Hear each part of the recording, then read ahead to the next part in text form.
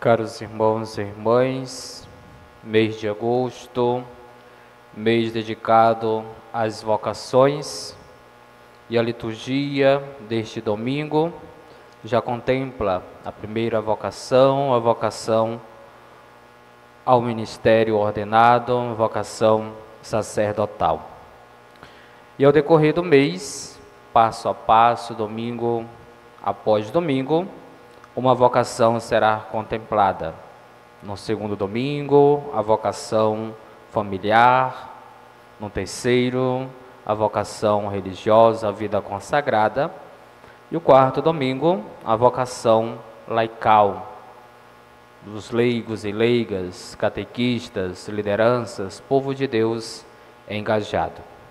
Um convite para nós percebermos a bondade de Deus para com a humanidade, que suscitando vocações, assim como podemos observar ao longo da história da salvação, Deus sempre chamou, convidou, permitiu com que também a humanidade pudesse contribuir com o seu plano de amor, seu reino em vista da salvação.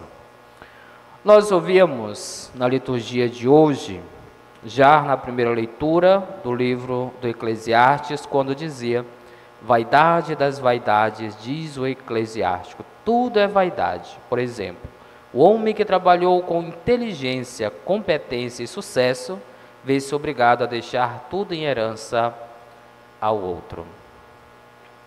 O problema, amados irmãos e irmãs, não é termos bens, mas como diz a palavra de Deus, onde está o teu tesouro, corre o risco de estar também o teu coração. Possuir as coisas, ter as coisas, mas não como um centro da nossa vida, como bem maior, como um tesouro por excelência, e nós precisamos se dar conta que o nosso tesouro maior é Jesus. E por este tesouro, nós somos convidados a renúncias, semelhante àquele homem que, encontrando o tesouro, vendeu os seus bens, suas terras, e ficou com aquela pedra preciosa. Dentro de uma perspectiva teológica, cristológica, a pessoa de nosso Senhor Jesus Cristo. Vivemos como se não houvesse eternidade, transcendência, além desta realidade terrena, deste plano material. Aqui se encontra a maior vaidade do homem, em pensar que a vida só faz sentido dentro deste campo material. E nós ouvíamos, já mediante o conselho de São Paulo aos Colossenses: se ressuscitartes com Cristo, esforçai-vos por alcançar as coisas do alto, onde está Cristo à direita de Deus. Pensar as coisas do alto, com os pés no chão da realidade, mas com a nossa mente e o nosso coração voltado para a eternidade. Não levaremos nada do que é material, a não ser a caridade, as boas obras realizadas neste mundo, que contribuirão para a nossa salvação. A gente pouco pensa desta maneira. Vivemos como se existisse ou este mundo fosse a finitude de tudo, quando na verdade é apenas uma passagem, uma escola, aonde cada um de nós, filhos de Deus, cristãos, deveríamos aprender as verdades do céu, as verdades do alto. Mas ao mesmo tempo que São Paulo nos convida a pensar, a se esforçar para as coisas do alto, é necessário com que renunciemos algumas vaidades próprias deste mundo. E ele elenca algumas, por exemplo: portanto, fazei morrer o que em vós pertence à terra: imoralidade, impureza, paixão, maus desejos e a cobiça, que é também idolatria.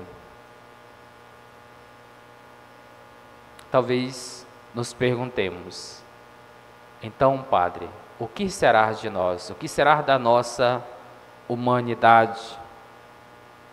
Porque são elementos que fazem parte do nosso dia a dia, mas como anexo, como acidentes, e não como algo essencial na nossa vida.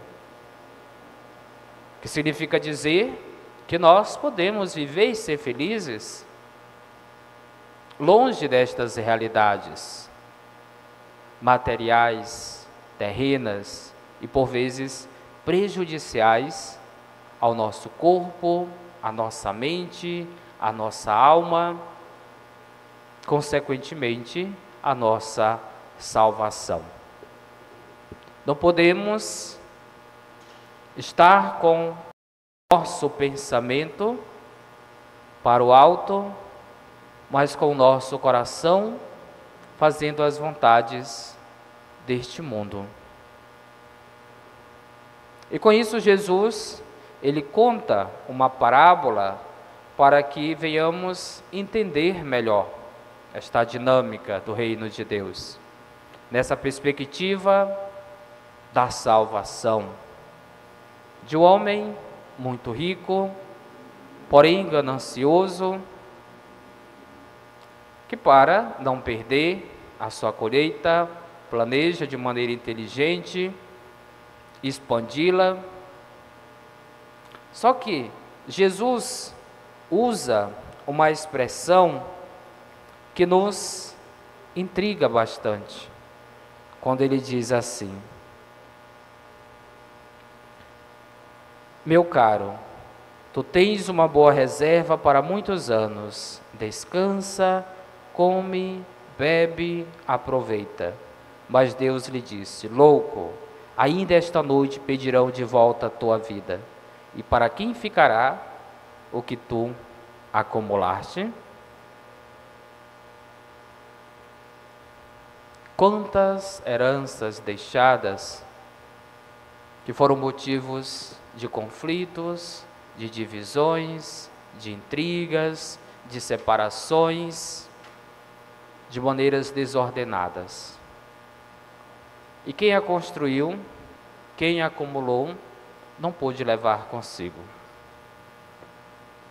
Raras vezes, raras famílias, que na ausência de seus entes, diante daquilo que deixam, têm sabedoria para lidar com a herança, com aquilo que fica. Aquilo que poderia ser motivo de alegria, de gozo, de usufruto, de maneira comedida, torna-se um caos. E usando uma expressão mais forte, torna-se uma desgraça no sentido da ausência da graça, da ausência da graça de Deus. Qual é a nossa maior vaidade? Porque somos vaidosos. O que na minha vida, observando, poderia me afastar de Deus, do seu projeto, do céu? O que me arranca do céu, o que me tira do céu, o que me faz perder a graça de Deus? Dentro destas perspectivas sublinhadas por Paulo, imoralidade, impureza, paixão, maus desejos, cobiça, idolatria, Qual destes elementos tem me afastado de Deus?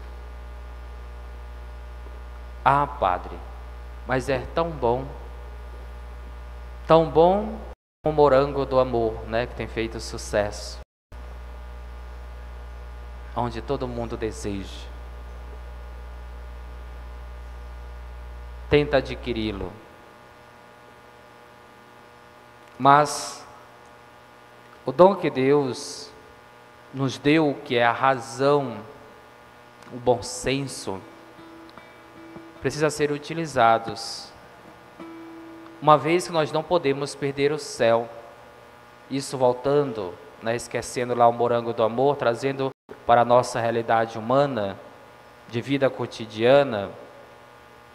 Deus nos deu estas faculdades para que fossem bem usadas, para que o homem não se perdesse como se perdeu lá no princípio da criação, por dialogar com o pecado, foi seduzido, foi afastado do paraíso, perdeu a graça santificante, embora ficando com a imagem e semelhança de Deus, que faz com que Deus se volta, se reverencia diante deste humano, deste ser, a partir do novo Adão, o seu próprio Filho, Jesus. O Evangelho de hoje, amados irmãos e irmãs, é um alerta para cada um de nós. Não podemos servir a Deus, ao dinheiro, não podemos servir a dois senhores, não podemos viver neste mundo como se não existisse a eternidade, e pior ainda, como se o inferno não existisse. Ah, Padre, mas Deus é misericordioso, jamais deixará com que um de seus filhos vá para o inferno. Às vezes a gente manda o outro com tanta facilidade, né? Mas a gente pouco se observa se as nossas ações não têm nos encaminhado para esta realidade triste. Pensar no céu é preciso, mas sem esquecer que também o inferno existe. E que muitos são aqueles que poderão ir para lá por não desejar, se esforçar, insistir de já viver também este céu aqui nesta terra.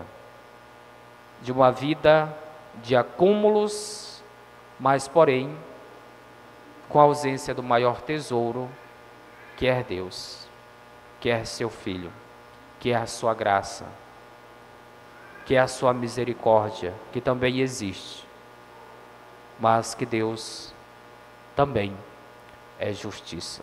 Louvado seja nosso Senhor Jesus Cristo. Para sempre seja louvado.